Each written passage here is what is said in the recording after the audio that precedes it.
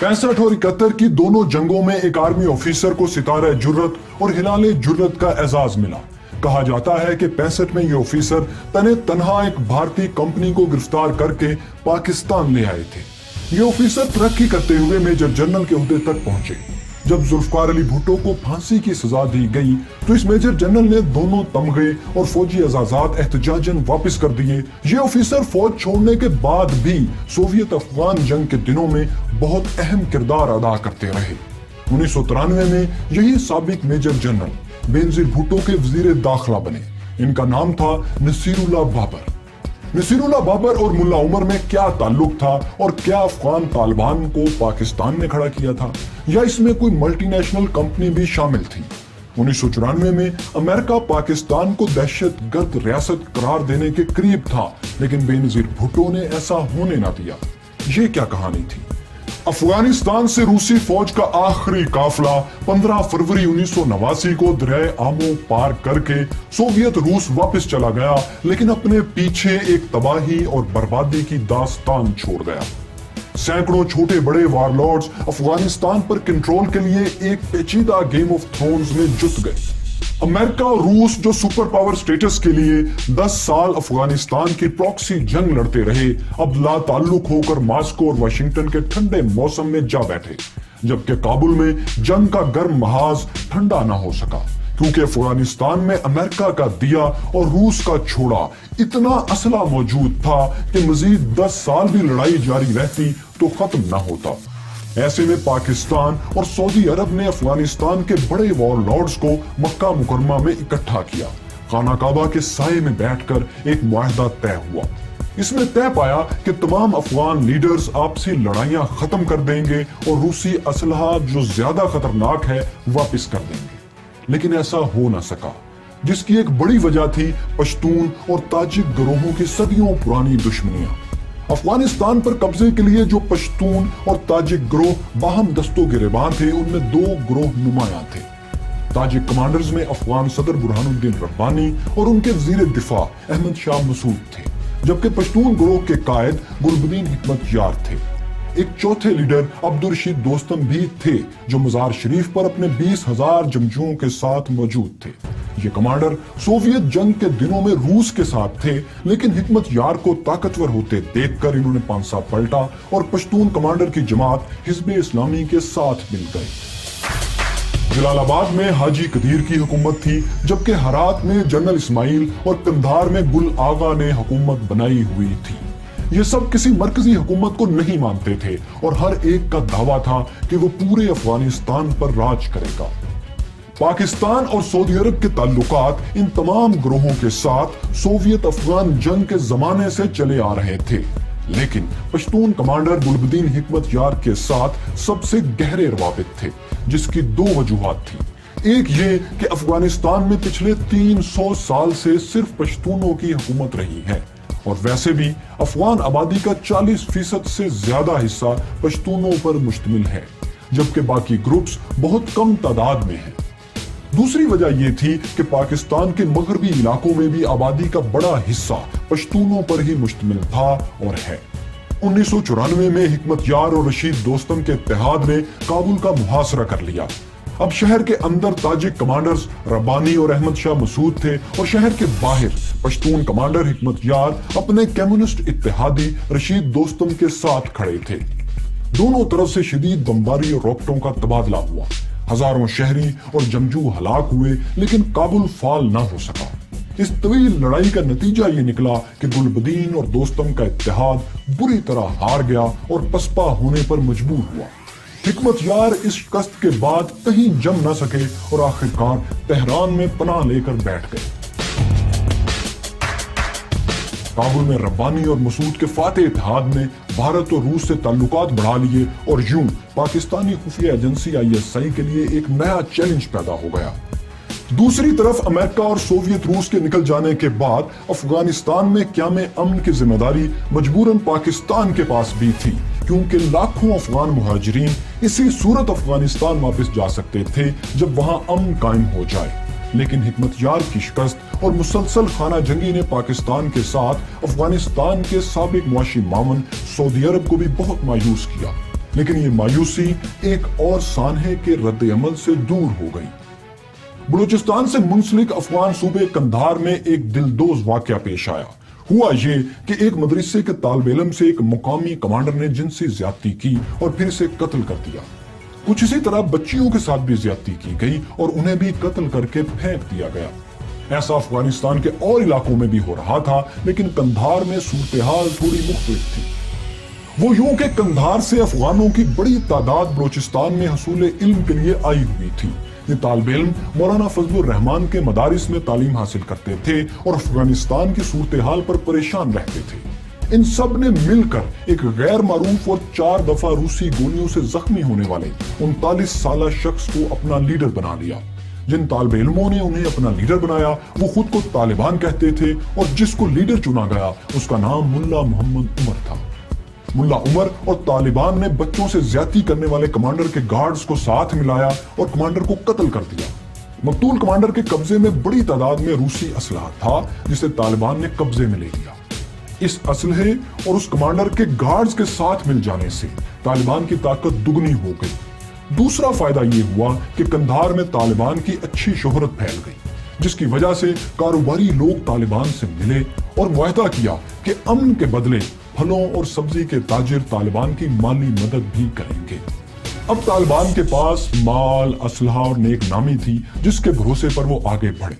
कंधार में हर चंद किलोमीटर पर एक नया वारलॉर्ड था जो टूल टैक्स और भत्ता वसूल करता था। तालिबान ने तमाम नाके हटाकर रास्ते साफ करना शुरू कर दिए। यूं अफगानिस्तान के जनूबी इलाके में अमन कायम होना शुरू हो गया। अफगानिस्तान के साबिक सदर हामिद करजई उन दिनों पाकिस्तान में मुकीम थे। उन्होंने अपने इंटरव्यू में अहमद रशीद को बताया था कि तालिबान शुरू में अच्छे लोग थे, अमन कायम कर रहे थे। उन्होंने खुद भी तालिबान को $50,000 और अफगान जहाद के जमाने में छुपाया हुआ रूसी असलहा भी दिया था। ये वो वक्त था जब अभी तक मुल्ला उमर के ISI से राब्ते नहीं हुए थे, बल्कि ये लोग बैरूनी दुनिया के लिए अजनबी थे। लेकिन एक ऐसा वाकया हुआ जिसमें पाकिस्तान को उनकी और उन्हें पाकिस्तान की जरूरत पड़ गई। अफगानिस्तान की मरकजी हुकूमत में पश्तूनों की मुकम्मल शिकस्त और अफगानिस्तान में खाना जंगी ISI के लिए परेशानी की बात तो थी, लेकिन साथ ही वजीर दाखिला नसीरुल्लाह बाबर भी एक इज़्तिराब में मुब्तला थे जिसका ताल्लुक पाकिस्तान की मुआशी राहदारी को पुरअमन बनाने से था। वजीर दाखिला वजीर आज़म बेनज़ीर भुट्टो की हदायत पर सेंट्रल एशिया से तिजारती रास्ते खोलना चाहते थे। पाकिस्तान तुर्कमानिस्तान से गैस, कॉटन और तेल के लिए एक रास्ता बनाना चाहता था, लेकिन मसला ये था कि इस रास्ते में अफगानिस्तान के दर्जनों वारलॉर्ड्स के नाके और डाके मौजूद थे।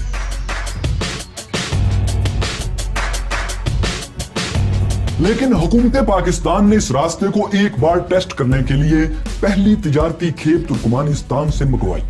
ये 30 ट्रकों पर मुश्तमिल कॉटन से लदी हुई खेप थी, लेकिन वही हुआ जिसका डर था। इसे रास्ते में नामालूम जंगजुओं ने रोक लिया। ये काफिला कैद हो गया और कॉटन कहीं रुक गई। इस मुआशी और सिक्योरिटी मसले का हल एक ऐसे फर्द के पास था जो पीपल्स पार्टी का इत्तेहादी, चेयरमैन खारजा कमेटी और सरबराह जमीयत उलमाए इस्लाम था। जी हाँ, मौलाना फजलुर रहमान। मौलाना के बलूचिस्तान में मदारिस थे जहां तालिबान का आना जाना रहता था और वो जानते थे कि तालिबान हमारी मदद कर सकते हैं। उन्होंने नसीरुल्लाह बाबर को इसके बारे में बताया और नसीरुल्लाह बाबर ने तालिबान से ISI के जरिए राब्ता किया। तालिबान को भी लगा कि अगर पाकिस्तान की मदद की जाए तो हमें एक मजबूत इत्तेहादी नसीब हो जाएगा।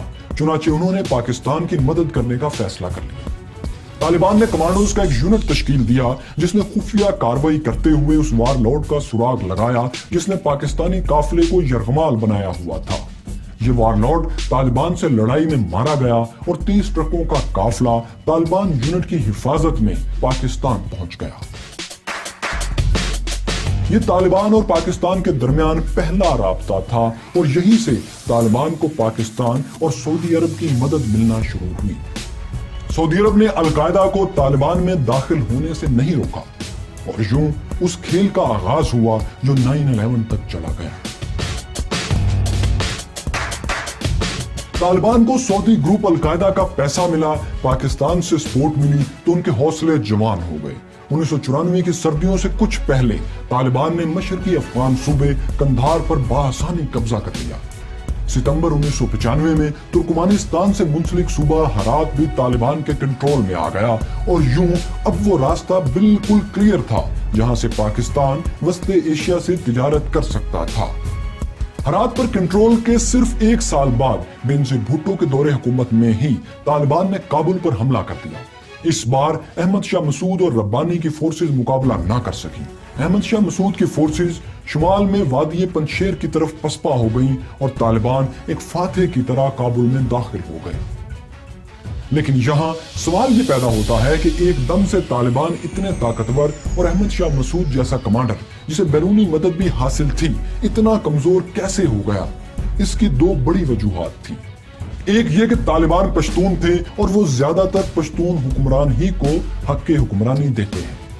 दूसरी वजह यह थी कि तालिबान को पाकिस्तान और सऊदी अरब ही नहीं बल्कि अमेरिका की हमायत भी हासिल थी। अमेरिकी हमायत की वजह सीधा साधा बिजनेस था। वो इस तरह के तुर्कमानिस्तान, अफगानिस्तान और पाकिस्तान में गैस पाइपलाइन का मंसूबा शुरू होने के करीब था जिसका ठेका अमेरिकी company union oil company of California या यूनिकोल के पास था। ये इदारा सिर्फ तिजारती ही नहीं था, ये अरबों डॉलर का मंसूबा था। Union oil company of California सिर्फ कारोबारी कंसोर्शियम ही नहीं था बल्कि ये अमेरिकी खुफिया एजेंसियों का एक आला कार भी था।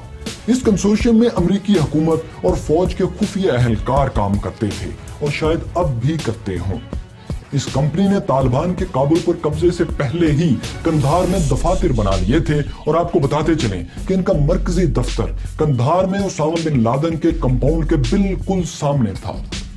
तालिबान के मुखालिफ कमांडर अहमद शाह मसूद ने एक खातून सहाफी को इंटरव्यू देते हुए कहा था कि तालिबान को अमेरिकी ऑयल कंपनी माली इमदाद भी देती है और उनका दावा था कि उनके पास इसके सबूत भी हैं। इस सच को भी कहां ले जाएं कि 90 की दहाई के शुरू में जब इस ऑयल डील पर काम हो रहा था तो पाकिस्तान में अमेरिकी सफीर रॉबर्ट ऑकले थे जो रिटायरमेंट के बाद इसी ऑयल कंपनी के एडवाइजर बन गए। बाद में अलकायदा की वजह से अमेरिका तालिबान ताल्लुकात बहुत खराब होने की वजह से ये ऑयल डील आगे न बढ़ सकी। लेकिन 9/11 के बाद जब अफगानिस्तान की नई हुकूमत बनी तो इसी ऑयल कंपनी का chief middle east consultant Afghanistan का सदर बना दिया गया और उसका नाम था हामिद करज़ई। आप कह लें ये सब महज इत्तेफाक था, ये भी कह सकते हैं कि ये सब कारोबार था। बेनजीर हुकूमत पाकिस्तान को मुआशी तौर पर मजबूत करने के लिए एक तो सेंट्रल एशिया के मुश्किल तिजारती रास्तों की खोज में थी तो दूसरी तरफ उन्हें अमेरिका से ताल्लुकात भी ठीक करने थे।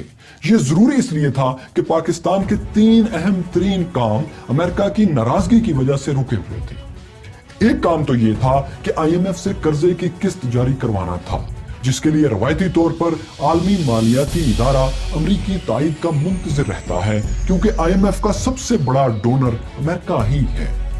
दूसरा काम यह था कि पाकिस्तान अमेरिका को दुनिया के बेहतरीन फाइटर जेट्स F-16 के लिए $1 अरब कैश अदा कर चुका था लेकिन अमेरिका ये तैयारे फराहम नहीं कर रहा था और ना ही रकम वापस कर रहा था।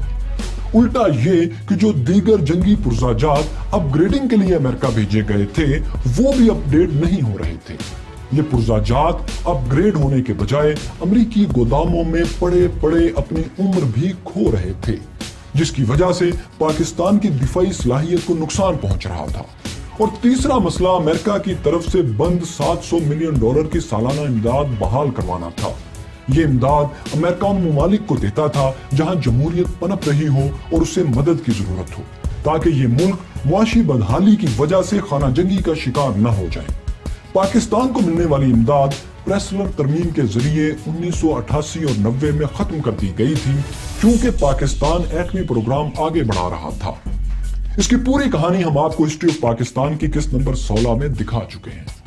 इन तीनों मसाइल के हल के लिए लाजिम था कि अमेरिका से ताल्लुकात बेहतर किए जाएं और ये काम बेनजीर भुट्टो से बेहतर कोई नहीं कर सकता था क्योंकि वही अमेरिका की गुड बुक्स में थी। वो जो कहते हैं कि हर तबाही में एक बेहतरी का मौका छुपा होता है तो कुछ ऐसा ही इस मौके पर भी हुआ। 1993 में न्यूयॉर्क के मशहूर जमाना वर्ल्ड ट्रेड सेंटर पर कार बम हमला हो चुका था जिसमें 6 अफराद हलाक और 1000 से ज्यादा जख्मी हुए थे। इस मंसूबे के मास्टरमाइंड का इल्जाम रमजी यूसुफ पर लगा। रमजी के अलावा इस दहशतगर्दी में अमरीकी, सऊदी, फलस्तीनी और एक इंडोनेशियन शहरी शामिल था। रमजी यूसुफ कुवैत में पैदा होने वाला पाकिस्तानी था जिसकी तालीम बरतानिया में मुकम्मल हुई और पाकिस्तान के कबायली इलाकों में उसने बम बनाने की तरबियत हासिल की। वर्ल्ड ट्रेड सेंटर धमाकों के बाद अमेरिका को पाकिस्तान से यही रमजी यूसुफ मतलूब था जो कि पाकिस्तान में ही कहीं रूपोश था। मोहतरमा भुट्टो ने 1995 में अमरीकी दौरा करना था। दौरे से पहले उन्होंने एक काम तो ये किया कि ISI के जरिए रमजी यूसुफ को गिरफ्तार करवा लिया और अमेरिका के हवाले कर दिया। दूसरा काम ये किया कि दुनिया भर में जारी अक़वाम मुत्तहिदा के अमन मिशन में पाकिस्तानी फौज की तादाद बढ़ा दी, खास तौर पर हेटी और सोमालिया में। सोमालिया वो मुल्क है जहां इस दौरे से चंद माह पहले पाकिस्तानी फौज ने तकरीबन 100 अमरीकी फौजियों की जान बचाई थी। इस वाक़े पर superhit Hollywood film Black Hawk down बन चुकी है। रमजी यूसुफ की हवालगी और आलमी अमन फौज की तैनाती के साथ बेनजीर भुट्टो हुकूमत की कोशिशों से अमरीकी पाबंदियां खत्म हुई। प्रेसलर तरमीम की जगह ब्राउन अमेंडमेंट मंजूर हुई जिससे पाकिस्तान की इमदाद बहाल हुई और F-16 की बात भी आगे बढ़ी। वो यूं कि अमेरिका ने पाकिस्तान को F-16 फाइटर जेट्स तो नहीं दिए, लेकिन आबदोज शिकन तैयारे और हारपून मिसाइल जैसा दीगर असला फराहम किया। साथ ही मजीद 12 करोड़ डॉलर्स के हथियारों का मुआहदा भी कर लिया गया।